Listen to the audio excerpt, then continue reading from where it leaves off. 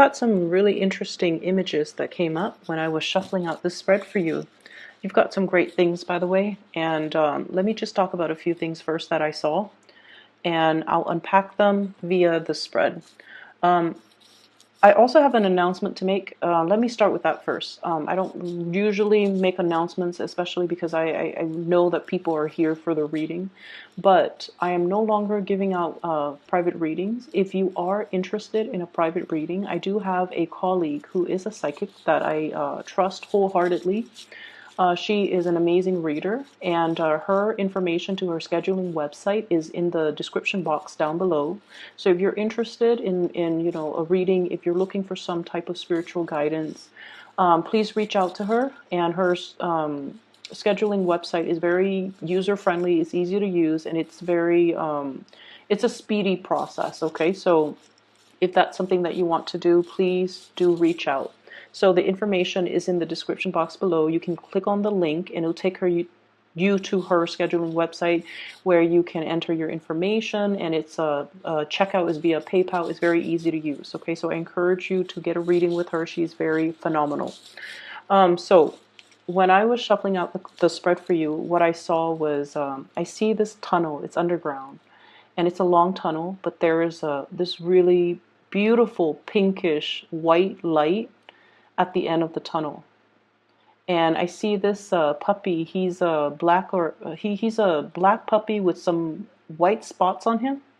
He's wagging his tail and he's happily walking through this tunnel because he sees the light on the other side. Now, animals have amazing instincts, and I know this is a puppy and he's, finding his way. But as he's moving closer and closer to the light, what's at the end of the tunnel is I see a big like doggy bag of food, and it's spilled over. So it's like, spilled over on the ground. So of course he's going to get some food. And then I also feel like there are these, it's almost like walking into, and I feel like, initially when it's like the light at the end of the tunnel, you think it's going to be lit up with fluorescent light. But what's really lighting things at the end of that tunnel is like gold coins, medallion gold coins, things that are shiny and shimmery and glittery. And that's what's creating all that light. So the dog is definitely in the right place. He has no use for, the coins and the money and the gold, but somebody can get it to, it's almost like the dog is the pioneer and he's discovering these things. So whoever walks in his footstep is going to come across this treasure. Okay, so it's a very beautiful imagery, and I feel like, his if he's hungry, his needs are going to be met. If he is looking for work, that's going to be coming into the picture as well.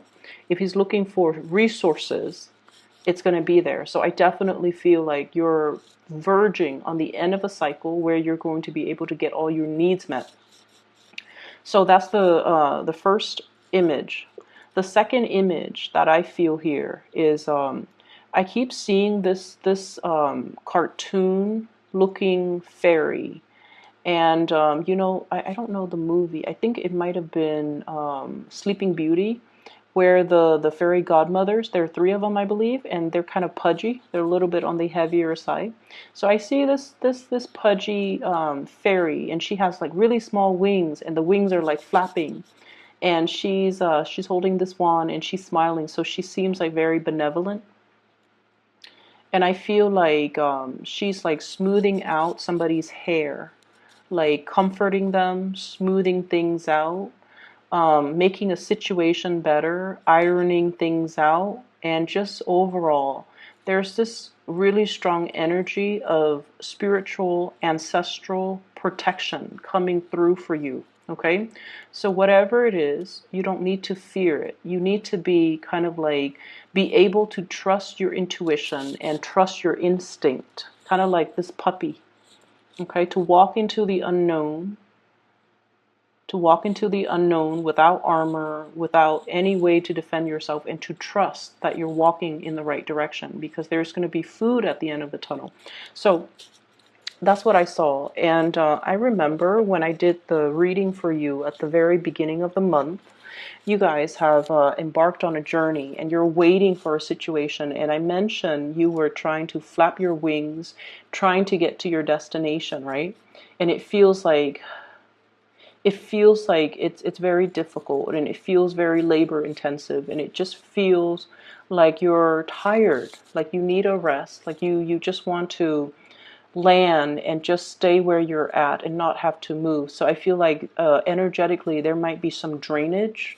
There might be a situation where you're feeling a little bit tired, a little bit under the weather, a little bit just vitality is very low. This could be with somebody that you're dealing with. If you're taking care of elderly parents, if you're taking care of people in your midst, there's somebody here that is very stubborn. They know what they have to do and they know what's good for them, but they're refusing to partake in activities or taking their medicine or doing things that would actually be beneficial. Like I see somebody who's cooped up in the home for a very long time, and I see them. I see you trying to, get them to move. Okay, so like, do you want to go on a hike? You need some fresh air. Let's go on a hike. And they're like, no, no, no. I'm okay where I'm at right now. And you're trying to tell them, hey, why don't we take a trip so that you can get your mind off things? They're like, no, no, no, I'm okay here. And so I feel like you're having difficulty trying to get somebody out of the house. And I feel like for some of you elderly parents, for others, it's somebody that is lacking in vitality and they don't want to do these physical activities. And it could be they're physically lacking in vitality, or emotionally they're feeling a little bit cooped up and they don't really want to they don't want to do what they know deep down is good for them. Okay, so they're trying to avoid doing the self work. Okay. What I'm also seeing as well, we have here the Ace of Wands, and we have as well, this is the Page of Wands. Okay, you guys are definitely embarking on something brand new. This could be a project. This could be a new job. This could be some type of a creative venture that you're very excited about and you're going to be undertaking wholeheartedly. There's a lot of hopefulness and optimism associated with this. This is an opportunity for you to kind of prove yourself. No longer a child, protected and coddled. We're now becoming a little bit more, we're growing up and we have skills that we want to display to the rest of the world. Okay, so I feel like you're embarking on a brand new journey, and I feel like it's forcing you to step outside of your comfort zone a little bit.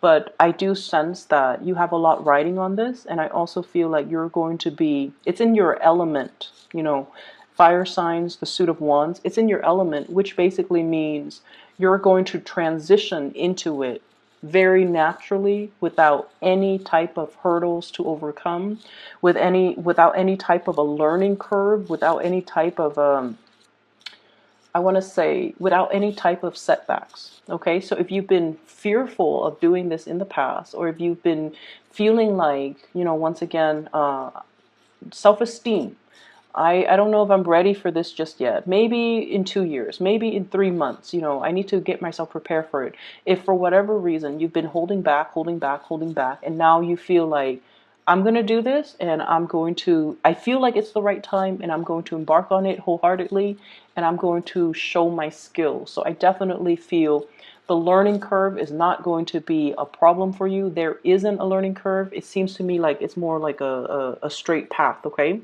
And we also have as well the straight shooter. This is communication, contact, a lot of exchanges over wide distances. So I definitely feel a lot of communication, a lot of interaction back and forth via electronic communication, emails, text messages. What I'm seeing as well, I see many of you are keeping in contact with a lot of people, okay, going back and forth. And I do see as well, I don't know why there's this mirroring energy here, but I feel like there's a lot of going back and forth, a lot of communication, a lot of long distance communication. And so make sure, and I do see geographical distance as well, but it's going to hit the mark. Okay, so this is a card that traditionally facilitates travel and movement and communication in general. The way that it's coming out, they're saying that you're going to hit the mark, so the distance is not really going to matter. Things are going to be arriving very, very smoothly and transition very smoothly for you. So you don't have to worry. And there's still, okay, the mirroring energy makes sense now. There's some type of a spiritual protection. I mentioned before the ancestral protection, and it's almost like whatever hits this mirror is going to bounce back. Okay, so if it's malintention, it's going to be sent back or boomerang back to the sender. So if you've been dealing with any situation where you feel like you have to shield yourself, or if you have to kind of keep your opponents at bay or try to keep the negativity, away from you, I feel that there is going to be some reprieve from that, and especially there's going to be some type of divine protection where it's going to bounce back that energy and it's not going to energetically affect you. So there's a lot of protection coming through from this spread. I feel like in a mundane sense, for example, if you have a deadline and for whatever for whatever reason, if you fail to miss the deadline, for example, I feel like the divine protection can come in a way where the deadline is pushed back because so and so that was supposed to be there to review the final product happens to be sick, so you have like that extra day to get things done. So it's like buying time. Somebody is stepping in, and it's divine protection that is going to allow you to extend a deadline to a later date that's more to your liking. Okay, and I also sense as well if there has been like some type of mistakes that you have made in the work environment, something minor, like a typo, like if you're publishing like a manual and there's a typo and it's going to be, or on a PowerPoint presentation and you're going to be in front of the entire work crew giving this PowerPoint presentation and there's like a glaring typo. I feel like there might be some technology malfunction, no one sees it, and then there's an element about saving face. Okay, so I feel like you have some people behind the scenes working to kind of buffer you against whatever negativity, against whatever errors, against whatever typos and things like that. So you do have some really good things, and I feel for whatever reason, whenever I see the spiritual protection, I feel like they always come in because there is a reason for it. So needless to say, be very, very careful about, doing your work diligently and making sure that whatever you put forward is the best my apologies for that noise. Whatever you put forward or whatever you put out into the world, we still need to be mindful that it has to be a good or a desirable representation of us. So it doesn't alleviate us from,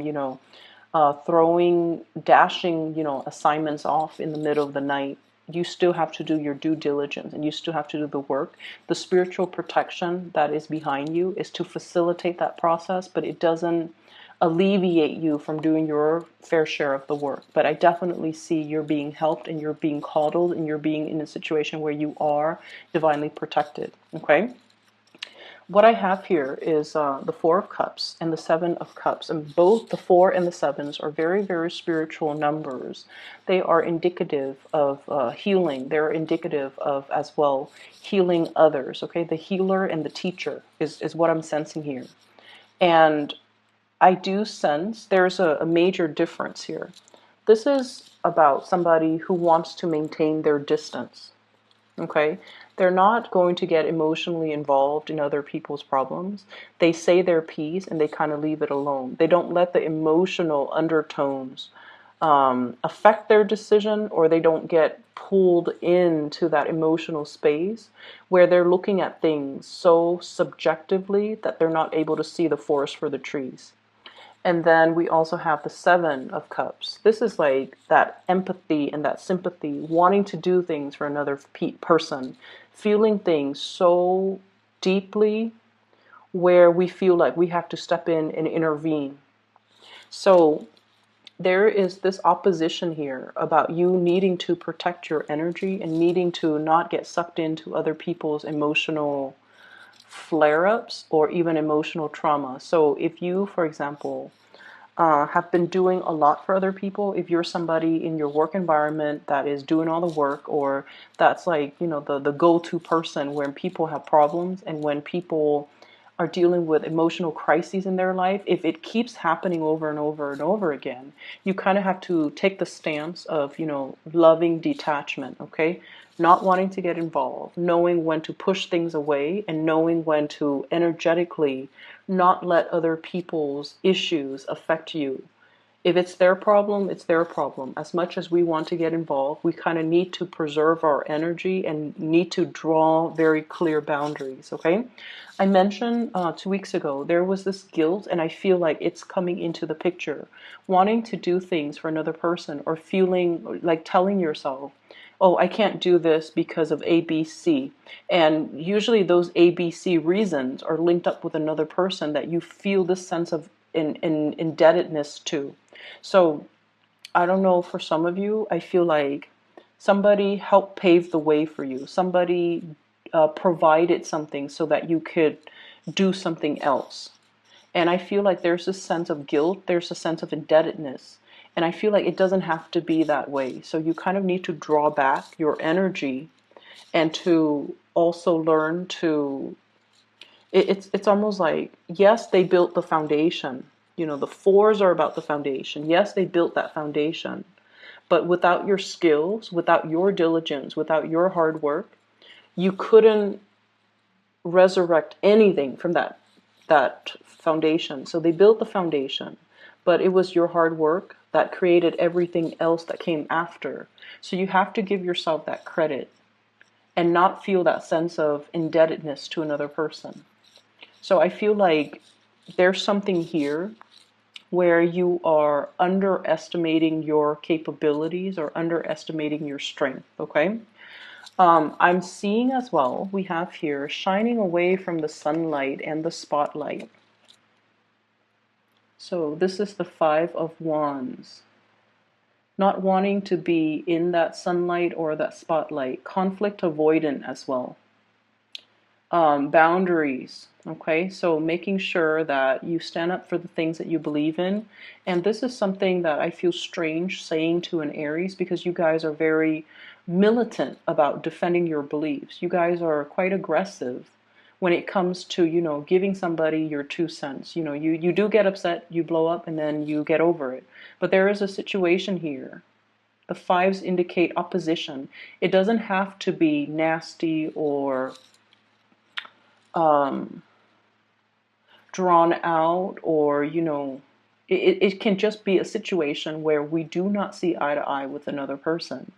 And I feel like you're blocking away this conflict, and I feel that you need to kind of face it head on. Underneath it is the devil, and this is something that, you know, the devil is kind of like the greatest like sleight of hand, okay? So it's almost like we fear it because we feel like he might exist out there somewhere, but it's in our mind space.